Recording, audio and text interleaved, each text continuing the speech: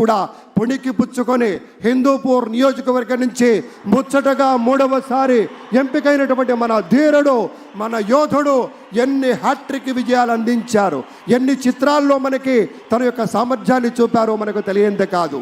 అదొక్కటే కాదు పెద్దలారా, బాలయ్య బాబు గారి గురించి చెప్పుకుంటే బసవరామ తారకం ట్రస్ట్ పేరిట ఆయన అందించేటువంటి సేవలు అనుపమానం, అద్భుతం. క్యాన్సర్ వ్యాధితో బాధపడుతున్నటువంటి అనేక మంది ఆర్తుల్ని రక్షించడం కోసం బసవతారకం ట్రస్ట్ పక్షాన విశేషమైనటువంటి రీతిలో సేవలు అందిస్తున్న బాలయ్య బాబుకి జై. అలాగే మన తమిళనాడు నుంచి ప్రత్యేకంగా విచ్చేసినటువంటి గౌరవనీయుల శ్రీ రజనీకాంత్ గారు విచ్చేశారు, నిరాడంబర యోధుడు. అలాగే మన పెద్దలు మెగాస్టార్ శ్రీ చిరంజీవి గారు విచ్చేశారు. స్వాగతం పలుకుతాం గట్టిగా మన మెగాస్టార్ చిరంజీవి గారికి. అద్భుతం. ఆత్మీయ ఆలింగనాల నడుమ సహేతుకమైన సప్రమాణికమైనటువంటి రీతిలో ఆ వినయం చూడండి మన రజనీకాంత్ గారిది.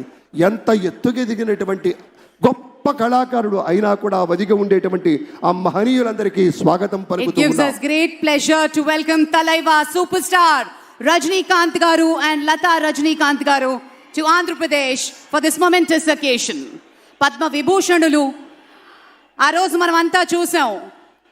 పుత్రోత్సాహం తండ్రికి ఏ విధంగా ఉంటుందో మనకి తెలియదు, కానీ సోదర ఉత్సాహం ఆ సాష్టాంగ నమస్కారంలో మనం అంతా వీక్షించాం. ఆప్యాయత, అనురాగం, అనుకున్నది సాధించి పవన్ కళ్యాణ్ గారు సోదరుడు మెగాస్టార్ గారికి సాష్టాంగ నమస్కారం చేసిన తరుణం మనందరి కళ్ళల్లో కూడా నీళ్ళు వచ్చాయి, ఆనంద బాష్పాలు వచ్చాయి. ఒక విజయాన్ని సొంతం చేసుకుని తిరిగి ఇంటికి వెళ్ళి తల్లి గారికి, వదిన గారికి, అన్నగారికి చేసిన సాష్టాంగ నమస్కారాన్ని ఈరోజు సభాముఖంగా గుర్తు చేసుకోవడం అవసరం అనిపించింది. It gives us great pleasure to welcome all the dignitaries across the world.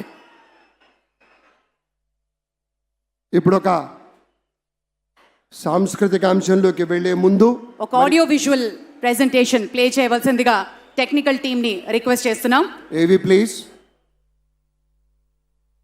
ప్రజల నుదిటి రాతను మార్చిన నాయకత్వం.